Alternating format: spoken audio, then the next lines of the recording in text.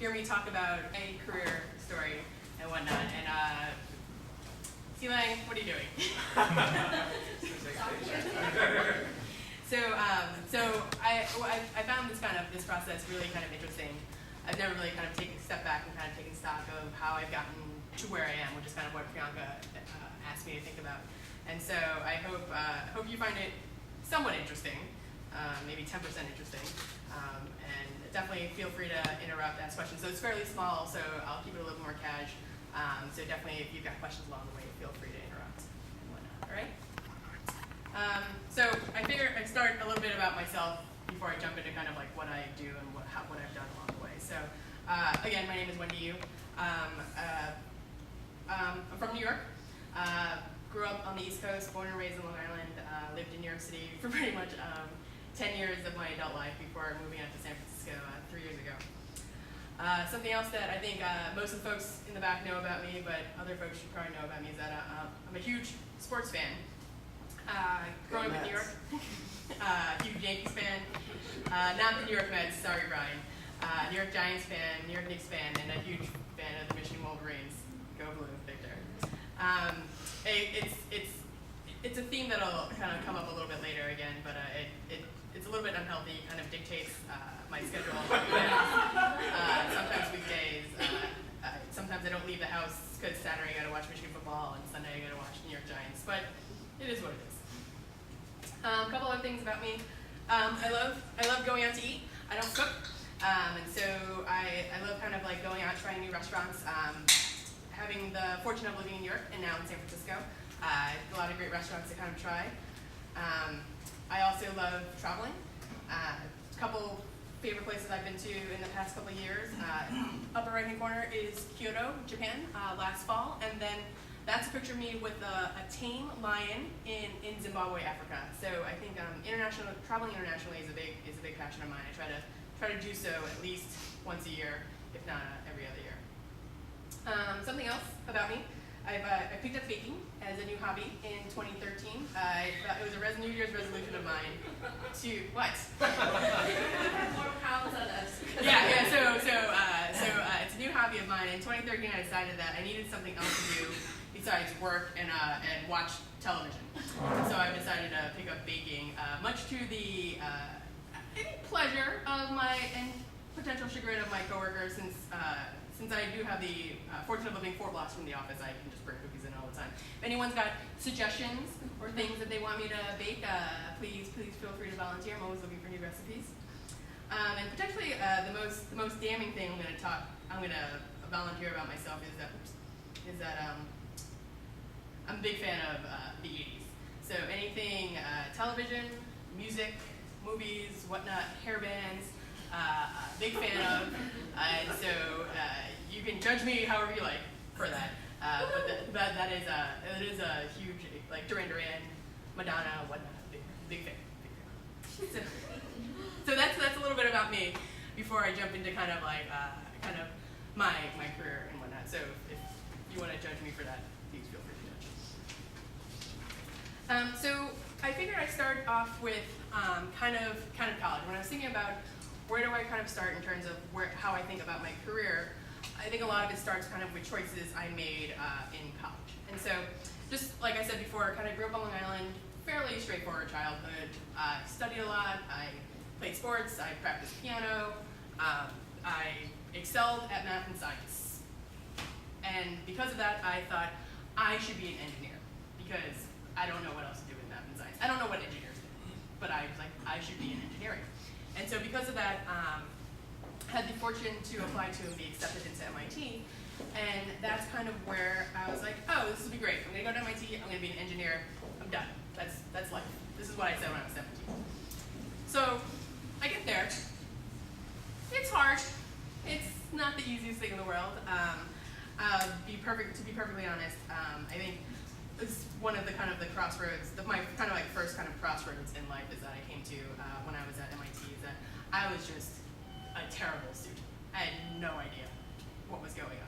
And either if that was because I just thought I was smart, and then I got there and everyone else around me was just so much smarter.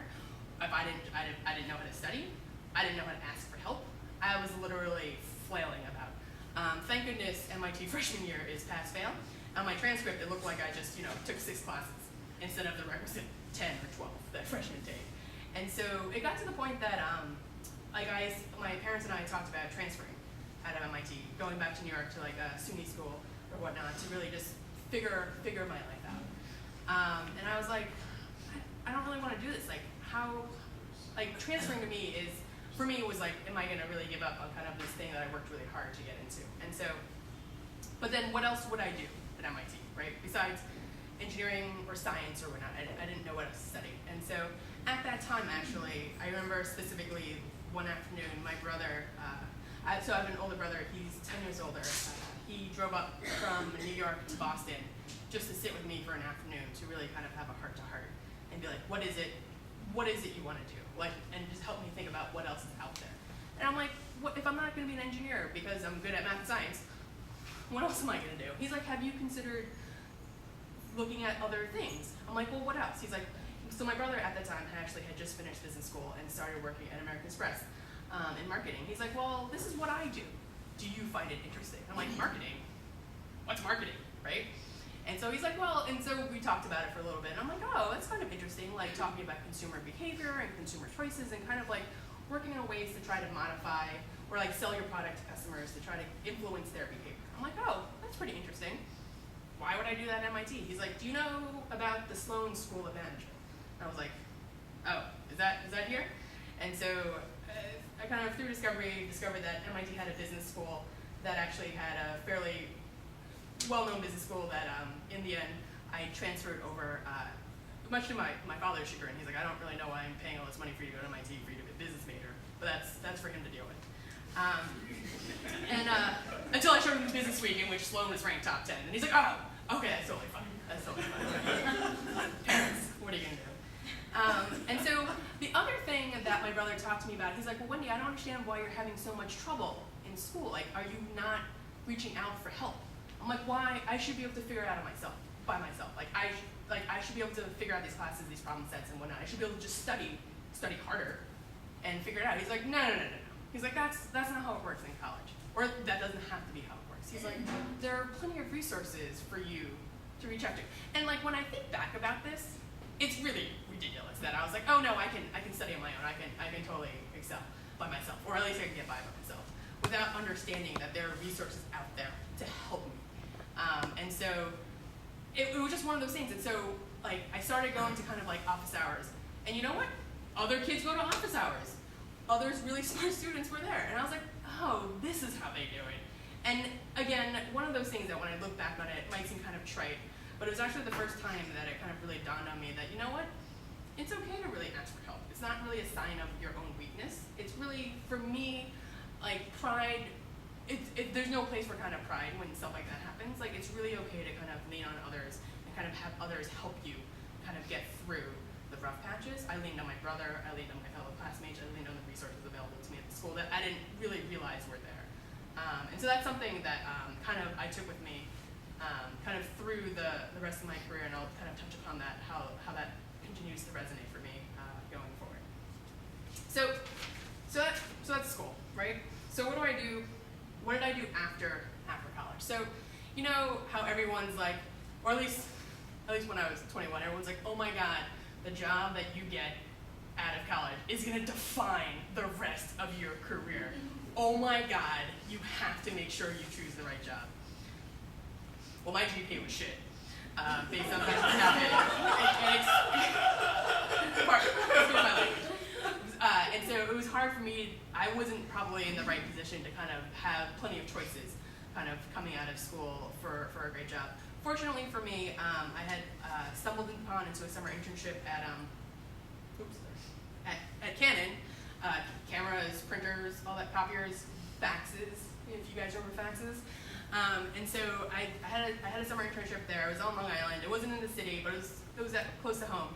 And so they extended me a full-time offer, and quite frankly, I didn't have any other option, right? And so I wound up going back to Canon, living with my dad for my first year out of college. And so it was a little bit sad because a lot of my friends were in New York, and I was kind of Long Island, but I decided to kind of make the best of the situation and be like, well, what can I learn here while I'm here to kind of just help me, like, what am I gonna do? Like, it's a job, let me make the best of it. And so, at this time, so I'm gonna also completely date myself, 98, 99 was kind of the first .com boom, right? And so here I am, 22, on Long Island, working for this electronics manufacturer, when like this .com boom is happening like next, like in parallel. And so I was like, you know what? I gotta get on the stream. I'm really excited for it. I'm doing interesting things at Canon, but they're not interesting enough to me. And so what I wound up doing was jumping on this this .com called Flues. Does anyone remember this company? So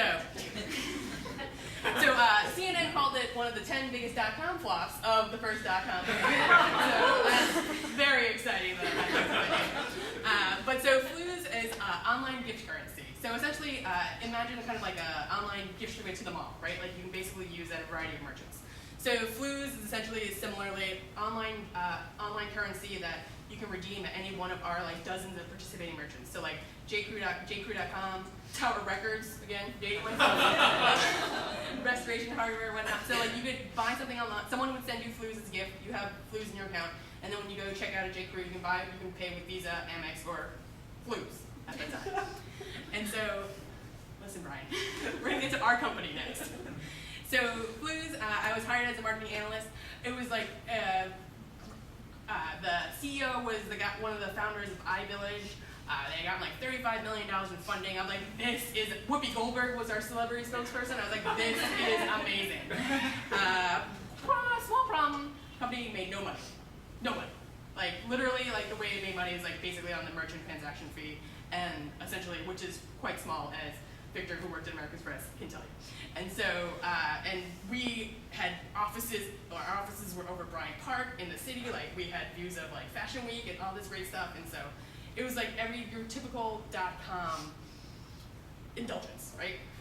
So not surprisingly, a year and a half later, things started declining.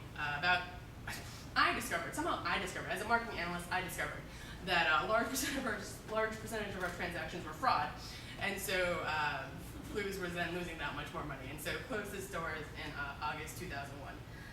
Lesson from there is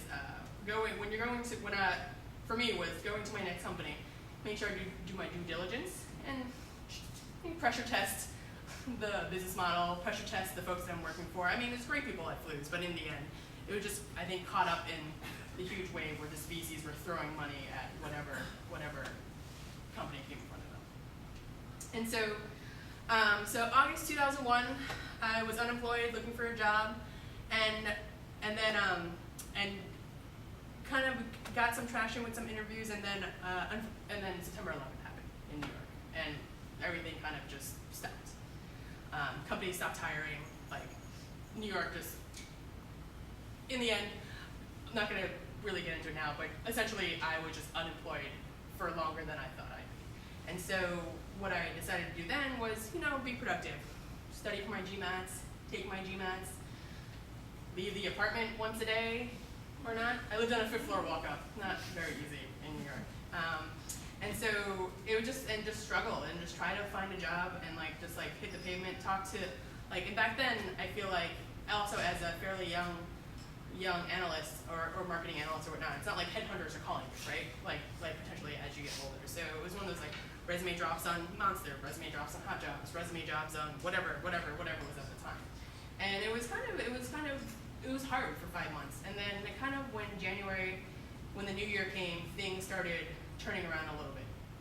And then so in January 2002, I found myself talking to these folks at Wendy Yu. And so Wendy Yu, no relation to me, Wendy Yu. Let's get that quick. I wouldn't believe the number of people that asked about that. Wendy Yu is a contextual marketing company. What does that mean? It is adware. So essentially, if you guys remember, this is in 2002. So pop-ups were a big thing on the internet back then. And so I worked for a company that did adware. And so essentially, at that time though, it's one of those things I didn't have that many choices. 5 months into unemployment, you kind of take what you get. And so what I did when I talked to Wendy, though, I wanted to make sure that aside from the schmarminess of the product, really kind of understand. I didn't want to kind of get stuck in the same situation of Flues where I'd be in a company that just wasn't making money, and at least let me make sure about that. And so met with the founder, did my due diligence as much as I could. Just a little bit of background about Wendy. The way Adware works back then is that we would partner with other free software downloads. If you guys remember Kazaa, it was essentially the next Napster, essentially. So Kazaa has millions and millions of downloads, needs a way to make money because it's free, partners with Adware, like Wendy, and then we do a revenue share. And so free users, revenue share, making money, profitable, 12 people. I was like, everyone was very smart. I was impressed with the founder. So I'm like, all right, let me suck this up. I'll go do advertising operations, essentially campaign management. I'm like, at least what I can do is make sure that the contextual marketing actually worked, right? So as campaign manager, essentially making sure that the ads that were being popped up all over your computer were at least relevant to what I thought you wanted to see. You know, if you were surfing travel on Expedia, I'll show you an Orbitz ad or something like that. That's my value add to your life. And so that's kind of what I did at Wendy. About 2.5 years in, I decided that I might want to try something else. I'd been at Flues, been at Wendy, so kind of 2 internet startups. And I was like, what about consulting? What about like more traditional marketing, like brand management or something like that? Maybe I should think about applying to B school. I did take my GMATs back in 2001, so let's try something there. And so because I knew if I wanted to stay in startups, that I probably wouldn't need to go back to business school. But if I wanted to try something different, business school is a great platform for you to kind of like launch a new career. And so so that's what I did. So I want to spend 2 minutes kind of just talking about the business school application process, because for me it was very really difficult and really hard, because I'm sure similar to every kind of grad school application process, or similar to any interview, you're responsible for highlighting your own accomplishments. No one's gonna just like take your resume or take like your essay about blah and really pick out the important pieces. It's your job to kind of narrate the story that you want people to know. And so for me, growing up, I was always taught to be kind of humble and be modest. No one likes people who brag about themselves. No one likes big-headed people, things like that. And so this was actually a really interesting exercise in doing something that I'm really not comfortable with. And so I think, and going forward, obviously, as you interview with new companies or like even you deal with performance reviews, it's something that's always kind of come up and again in terms of really trying to make sure that you are responsible for telling your story the way you want to. And so that's kind of the main kind of like lesson I learned about business school applications, because for me it was a struggle. It was like literally a 6 to 7 month process of trying to make sure that all my stories were communicating what I actually wanted people to read. So then on to business school. I wound up at the University of Michigan in Ann Arbor. Again, quick highlight about kind of a couple of reasons why I thought about going to Michigan. I chose to go to Michigan over anything else. In case any of you guys in the audience are thinking about going to school. So for me, why did I choose, growing up in New York, going to school in Boston, living in New York City, why would I go to a school in Michigan, in the Midwest, right? When there's plenty of schools in like big cities. So to me, what I thought was, you know what? For business school, you're paying a lot of money, $100 grand or more, for basically a professional degree, right? And so you're paying for this professional network that I want to make sure that I'm not necessarily distracted from it by anything else. So if I stayed in New York City, I would just hang out with all my other friends and not really kind of get the full experience out of business school. And to be perfectly honest, one of the other reasons why I was against schools like Michigan and Duke is because, like I said before, I'm a huge sports fan. MIT sports, I would not say are really of high caliber. My friends were on the football team at MIT. Whereas I was really looking for kind of like the opposite experience, like the college town, like rah-rah school spirit, like Division I sports. And so it came down to, and so in the end, choosing between, say, Michigan and Duke. Duke is beautiful, Duke's down in North Carolina. In the end, kind of visiting both schools, felt that I fit more with kind of the folks I met at Michigan than necessarily at Duke. Duke is an amazing school, teach their own. But that's kind of why I wound up at 2 years in Ann Arbor. And so how does that kind of dictate like what I've done for the past couple of years? Or before I came to Kabam, what did I do after Michigan? So one of the main reasons for me to apply to business school was to try something new, right? Get out of startups, get out of internet, try a new career path. And so one of the things I was thinking about was working at a consumer packaged goods company. And so I was fortunate enough to get a summer internship at Procter & Gamble. For those of you who aren't familiar, Procter & Gamble is home to brands such as Bounty, Charmin, Pampers, Tide, things like that. And so I actually got a summer internship in their consumer insights team. Consumer and market knowledge is what it's called. And so the reason why I chose that group is because kind of resonating back to remembering back to my conversation with my brother, just really being interested in what motivates consumer purchasing and consumer behavior, essentially, was something that was super interesting to me. And so I had the opportunity to do that at Procter & Gamble for the summer. I worked on the Bounty and Charmin brands and really researched why people buy the toilet paper or the paper towels they do. It doesn't sound that interesting. It was more interesting than that. And it was, I think, as an aside, it was probably the first time that my parents understood what I did. None of this internet stuff, but it's like, oh, I use paper towels. I know Bounty. I know what Wendy does. So that was kind of where I spent my summer. I didn't wind up staying there full time because I am a snob and didn't want to live in Cincinnati. But I wanted to live in either New York or potentially San Francisco, actually. So at this time after business school, San Francisco came on my radar. And so I was like, well, I really loved what I did in consumer insights, but I want to do that in either New York or San Francisco. And so I was fortunate enough to come across this company called Rosetta. Not Rosetta Stone, the language company, but Rosetta at the time was a marketing consulting company. Actually had a couple Michigan alumni as partners at the consulting firm. So even before I left business school, already the network is kind of paying off in terms of helping me find the job that I thought I wanted to go to, right? And so Rosetta is based in New York. They are now like a full-fledged agency, actually acquired by Publicis a couple years ago. But at the time, it was standalone, kind of 200 people consulting company that specialized in segmentation, like personality segmentation, which is consumer insights, same thing. Needs, attitudes, behaviors, why people behave the way they do, buy the things they do. And so I was like, oh, this is perfect. It's consumer insights, but it's consulting. So it's kind of all the different flavors of things that I thought I'd be interested in doing, right? And so I spent about 2.5 years at Rosetta, working across a variety of clients, very, very exciting clients. American Greetings, AARP, super exciting, T-Mobile, and then Crane Stationery were my clients. I'm joking. They're great people, wonderful people, and kind of interesting projects that I worked on. But what I realized through my time at Rosetta was that I don't like consulting. I don't like working on a project for 4 to 6 months and handing it over to someone, say at American Greetings or AARP, and they're like, great, thanks, we might not use this anymore. And so, frankly, to me, that was actually really frustrating. And so I was like, all right, well, I've tried some things out, right? I don't necessarily know what it is I'm interested in doing, but I know I don't want to be in consulting anymore.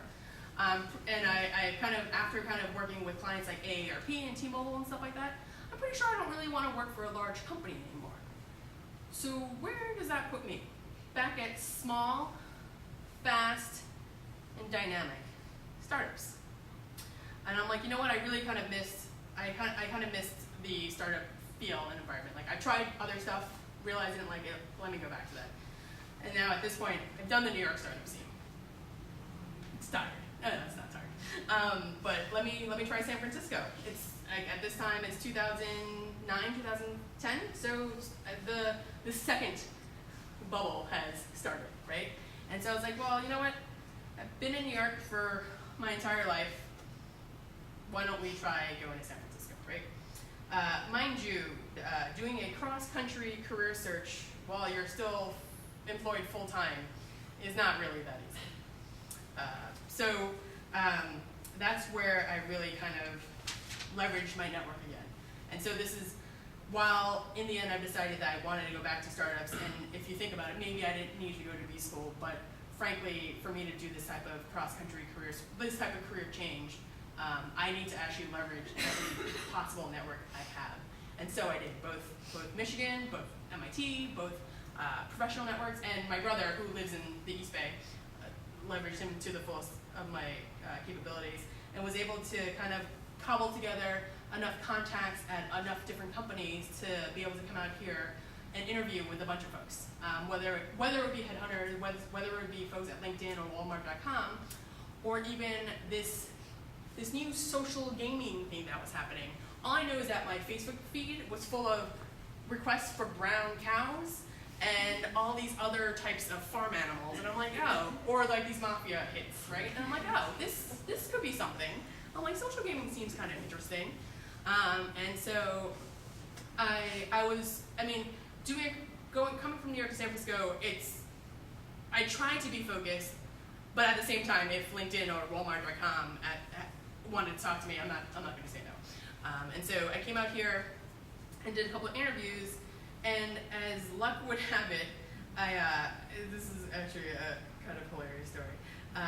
So I was here for a week and a half, and like on Thursday, I saw on LinkedIn that there was a job for a marketing lead at this company called Water Cooler. So Kabam previously known as, Kabam was previously known as Water Cooler.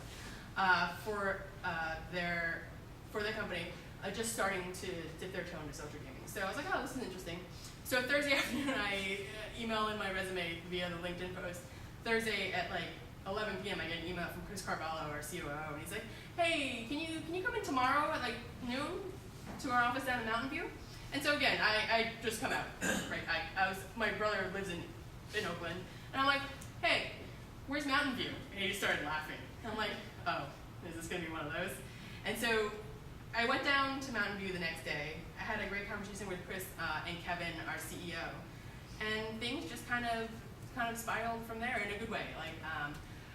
And what was interesting is that I hadn't worked in startups for about 5 years at the time, from the time I started business school. So I did bring that up. I was like, listen, I know I haven't been in startups for a while, but I'm like, I've done it before. I know the amount of work it takes. Like, I'm committed and whatnot. And what Chris said to me, he's like, oh, I don't really care about your consulting experience or your B school experience. He's like, I really like your campaign management experience from that company when you did. I'm like, that AdWork company? He's like, yeah, I think that'll be really beneficial. So I was like, oh, excellent. Someone finds that valuable. So that's kind of one of the main reasons that he thought I was qualified for the job. And then so in March 2010, I came out. I moved. They gave me an offer. I accepted. 3 weeks later, I started at Water Cooler, which ultimately changed its name to Kabam, because Kabam is much more of a gaming name than Water Cooler is. For those of you who don't know who Kabam is, we make free-to-play games for web and mobile. Here are some of our titles. So I started in March 2010 as their first marketing hire. Kingdoms of Camelot had just launched on Facebook a couple months earlier. Had a small user base, growing quickly, but they wanted someone to kind of actually manage user acquisition because no one was doing it. Actually, Chris Carvalho was doing it. If you guys ever meet Chris Carvalho, he's like this guy who types. Like in the end, he should not be managing. Smart guy, super smart. It's fine, Aaron. You can totally tell I said that.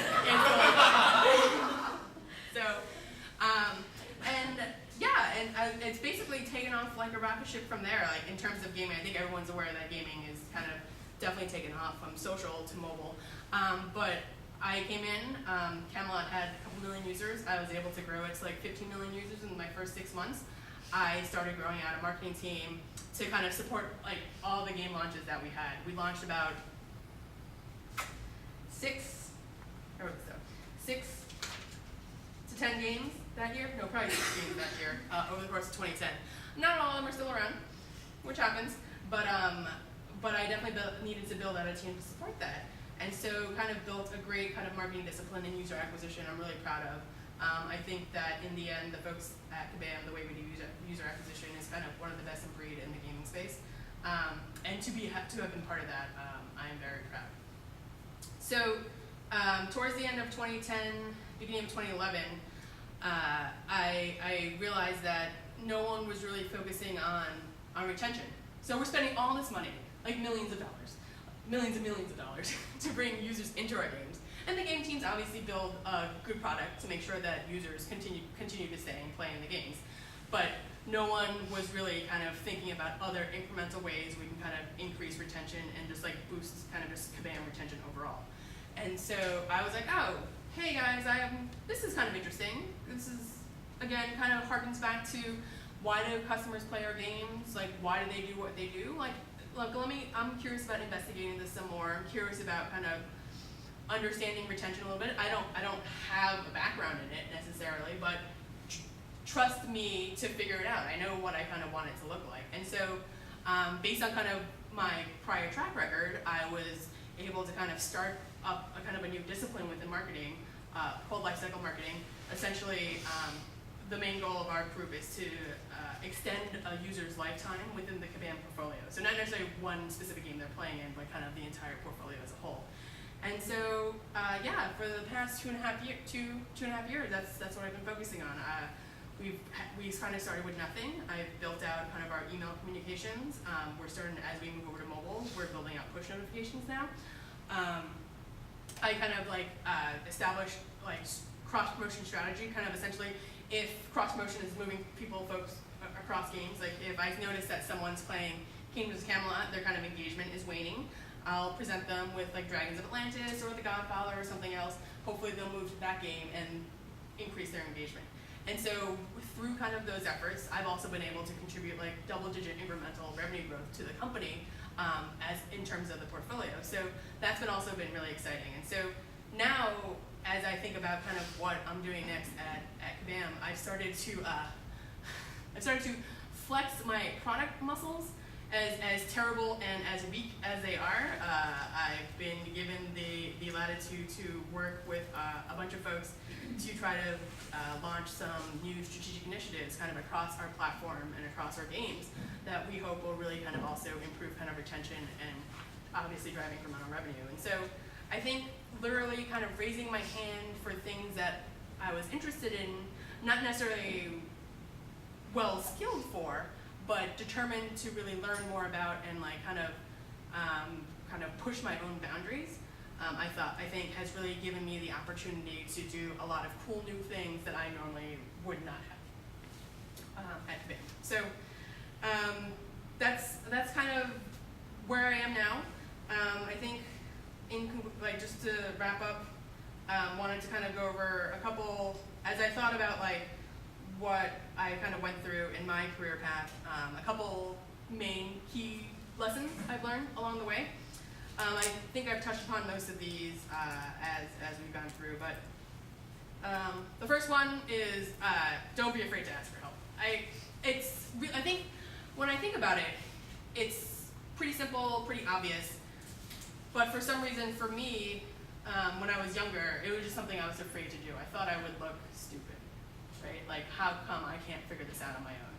And to me, these days, I think there's just too much for everyone to do to do it all yourself.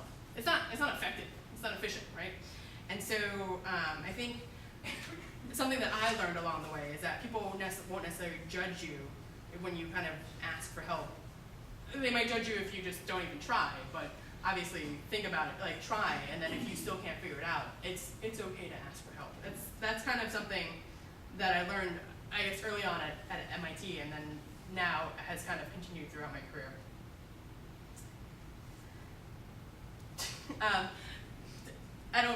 There's a better expression for this. Highlight your own accomplishments. No one else is going to do it for you. It's kind of what I touched upon earlier with my business school applications, but it really actually comes through in your performance reviews and kind of when you interview for new positions. Very few managers out there will really champion you to the extent that you don't need to do it yourself, right? So I think it might be hard for us to really kind of highlight and kind of like surface all the things we're proud of in a way that like we might still try to be like, oh, it's really okay, it's not that big of a deal, but I kind of did this, but I had a lot of help, or something like that.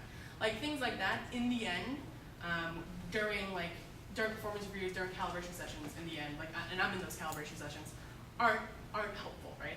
And so I think to be able to be proud of your accomplishments and really talk about them is something that I've learned along the way. I think it's really important. I think it's one of those things that, in the end, I still struggle with, and I see people on my team struggling with it as well.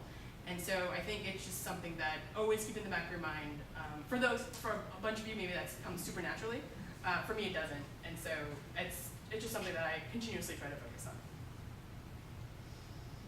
on. This is actually one of my favorites because I know a lot of things I don't like. So it's okay, again, what I said before, it's okay not to not know what it is you want to do, but for me personally, it's more important for me to understand what it is I don't like doing, what I don't want to do, because it really helps. It's another way to really help you narrow down kind of your focus, right? And so I have no idea what life post Kabam holds for me, right?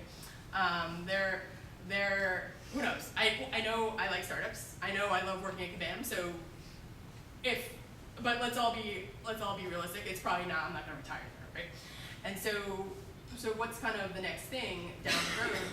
I know that before I don't like consulting. I don't like large companies. Let's be perfectly honest. All the Kabammers in the room, I'm probably not going to work for another gaming company after working at Kabam. That's what I know after working at Kabam. I've had a wonderful experience. I've continued to do great things. Gaming might not be the best fit for me in a variety of ways, and we can totally talk about that if you're interested. So for me, like whatever I do next, I know it's not going to be in gaming again, but that also still leaves a fairly wide door for me to try. Push yourself out of your comfort zone, even if it's just a little bit. So everyone's got different risk tolerances, right? So it's not really for me to say moving cross country for me was actually a big deal. Maybe it's not for someone else, right?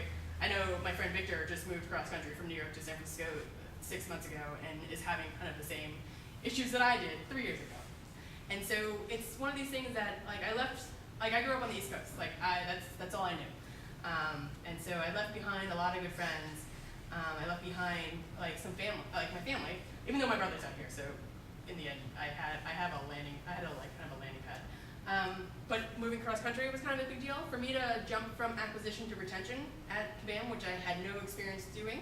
Also, kind of out of my comfort zone. Something that, frankly, in the end, I wouldn't have blamed my bosses for saying no. We're going to hire someone else to do this, but. Because I really wanted to try to learn something new. I was fortunate enough that they had faith in me to do so, and so now I'm kind of trying all these new things that I know potentially would not have if I stayed in kind of user acquisition. And then finally, I didn't really address this earlier, but it's something I know I've seen other folks talk about, and it resonates with me as well. It's important to have kind of a group of people outside of work, inside or outside of work, that can really be objective and kind of tell you the hard truths, right? And kind of won't sugarcoat things for you. And I've got friends kind of along the way that definitely do that for me. I've got a group of girls that I grew up with from kind of junior high and high school. It's funny, I'm the only one kind of working in tech, and so when we get together, I'm talking about like Airbnb this, or Zynga that, or this and that. They're like, oh my God, Wendy, you're such a douchebag. What are you even talking about? They're like, we're teachers. We have real problems every day with our kids in the classroom. You're talking about, I don't know what you're talking about. I'm like, that's a good point. I'm like, well, it's important to me, but maybe it's not curing cancer or anything like that, right?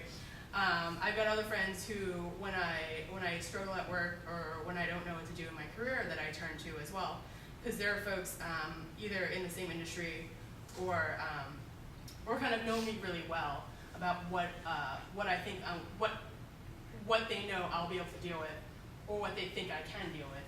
And Brian, you're one of them. And so I think it's really important to kind of surround yourself with people who can like kind of hold their mirror up to you and kind of really tell it to you the way it is. Because it's one thing for someone to always like sugarcoat it for you, but then I don't think you're gonna kind of learn anything about yourself that way. But I think for folks to kind of really be able to tell it to you the way it is and kind of keep it real, I think is also is one of the most important things I think you can kind of have in your life. So that's it. That's me in a nutshell. I think I talked for a really long time. I'm really sorry. I hope maybe like 10% of that was interesting to all of you. So yeah, so if you guys have any questions, feel free to ask. But otherwise, thank you guys so much for listening.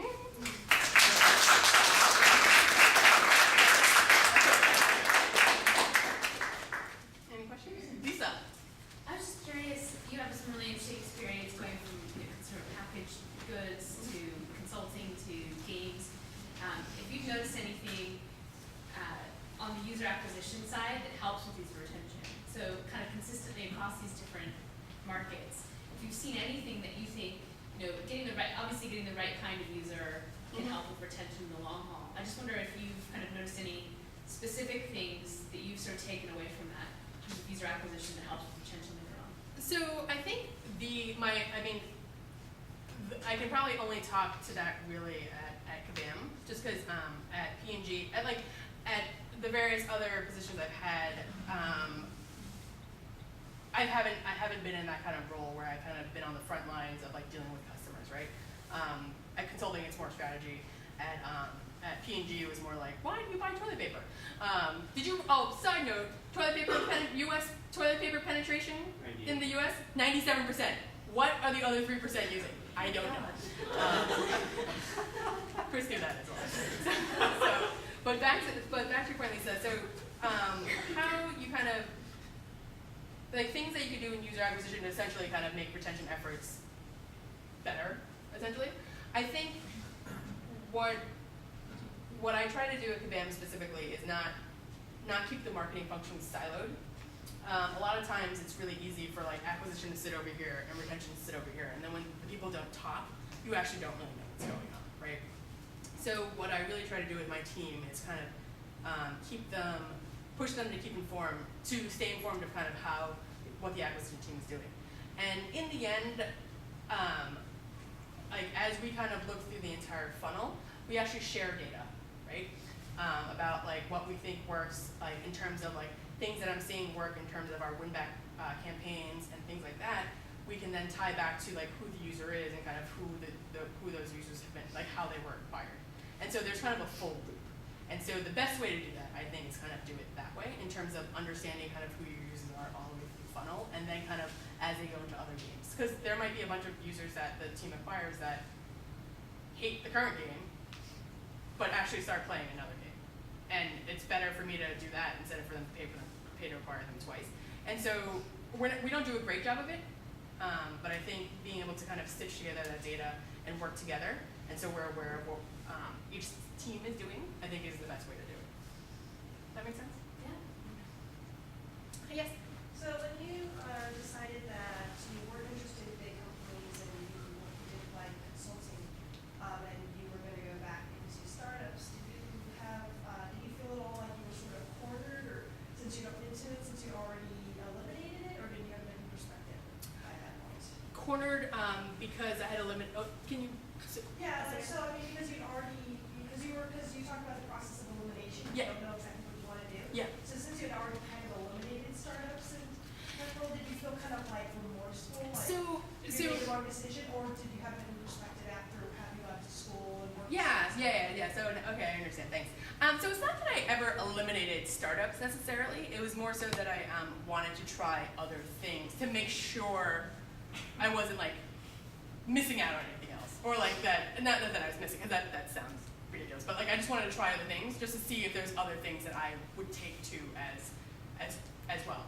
And so I think the thing that I definitely thought about when I was looking at startups again the second time around was like, so looking at Flues and looking at Wendy Yu, one was a company that basically just couldn't make money, and the other one was kind of like a schmarmy adware company. that in the end was also kind of more of a service, like not like a consumer-facing company, right?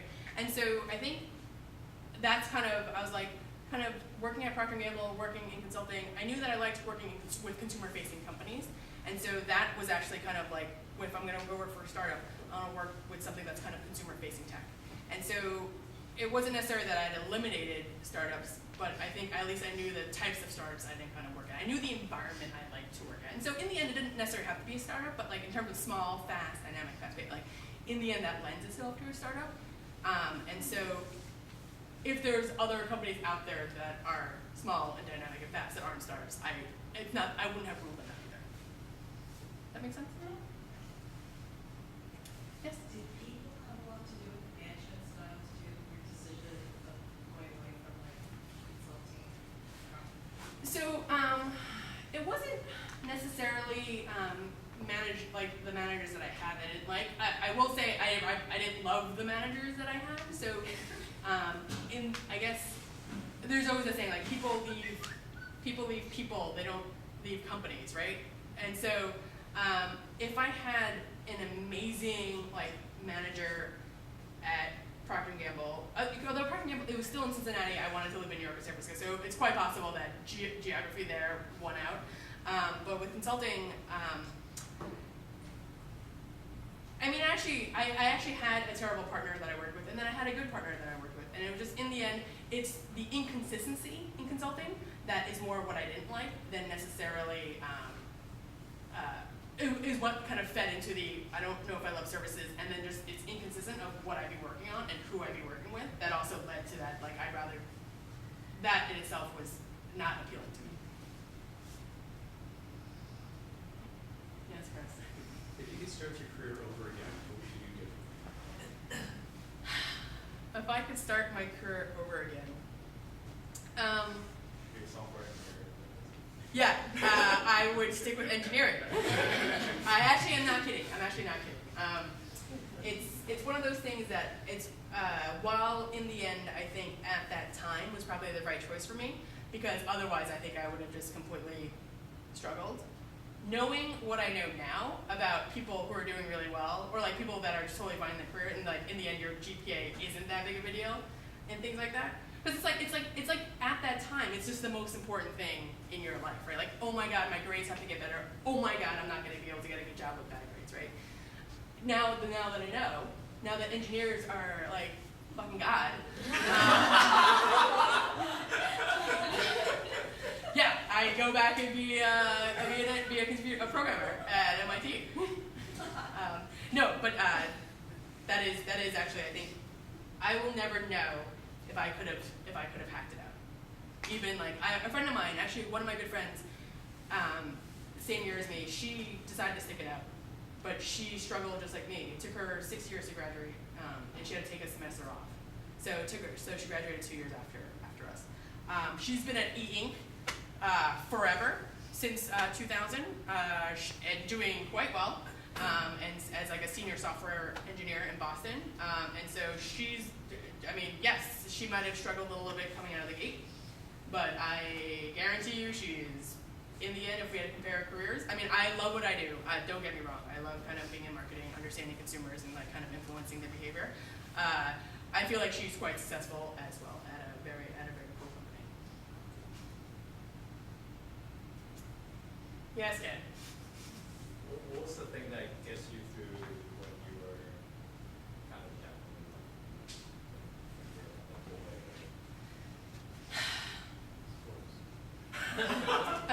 Yes, because it was the winter and the football was on all the time. No, so actually, so when you're first unemployed, it's actually kind of fun, right? You get severance, and if you're lucky enough to get severance, you have severance, and it's fall in New York, and the weather is beautiful. It's amazing, and so so for like kind of like August into early September, it was awesome. I loved it. I was like, I have all this time. It'll be great. It's not a big deal. I can totally get a job. It's not a problem. Post kind of 9/11 and kind of what happened in New York, it was definitely I mean, just job-wise, right? It's exhausting. It becomes very depressing, and as it turns into winter, it's very gray. And like I said, I try to leave the house once a day. The thing that gets you through it is that it's a couple things. One, it's gotta get better. I was like, to me, I'm like, it's gotta get better. It can't be like this forever, right? I feel like I was smart enough and to be able to find something, right?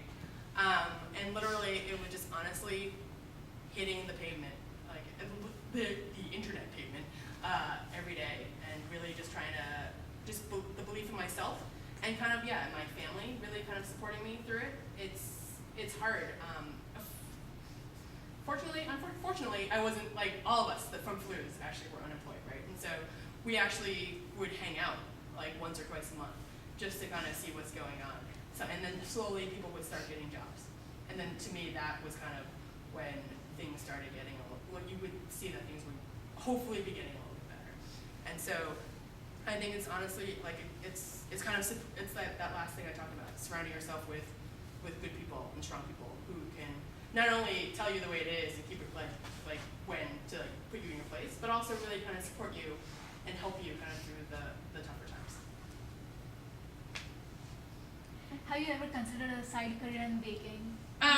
So everyone at work tries to tell me to do this, to get a food truck on 4th between our office and the Caltrain, and that people will stop, like on the way to Caltrain, people will stop and like pay $2 for a cookie. It's not something I'm taking seriously. Depending on how Kabam goes, I might take it seriously afterwards. So, yes, Brian. Have you ever worked with bad teams? Teams, then let's cut out Kabam because obviously you get a lot of people there, but you worked with a bunch of different companies. Have you worked with teams which were just bad, and therefore it's really hard to ask for help because you don't trust them? It's really hard because there's not a mentor in the company.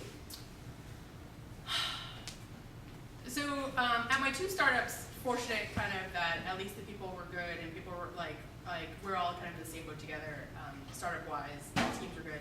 I think consulting is where it really varies because based on whatever project your project changes, the partner you work with changes, and the people you work with changes. And so, like I was saying before, I've been stuck with a terrible partner. The way you get past that is that everyone knows that guy's a terrible partner. You all commiserate about how he's an asshole, and you kind of you suck it up, get through the project, and ask. And like literally, that was like one of the few times where I asked to not work with a partner again, and that's how I wound up on AARP with a good partner, but a kind of boring client. I accepted it. I accepted that for what it was. But yeah, I've been on that. Like in the end, like there's as kind of like a junior person on a team, or like not a partner or director. Like there's not much you can do, right? You can kind of commiserate with your fellow folks. Fortunately, I've never been on a team where like everyone on that team sucks. Like it's always maybe there's one person, like a partner, or if I'm on another team, there's like an associate consultant or another consultant that isn't necessarily pulling their weight. And you can kind of either through communication, when it's up here, it's a little bit different, right? Because you can kind of through communication and whatnot kind of work that out. But when it's someone who's kind of managing you, then you're kind of stuck in a tough spot. And literally, it was just let me get through this project and make sure I like talk to someone who's in charge of staffing that can just understand that it wasn't a great partnership. Because in the end, if I hate someone, chances are they don't really like me either, right? And so in the end, it was probably mutually better that we just didn't work together again. And I was fortunate enough to request that and have that be, and then I got stuck on AARP. That's the problem. All right. Thanks, guys. I appreciate you guys for coming.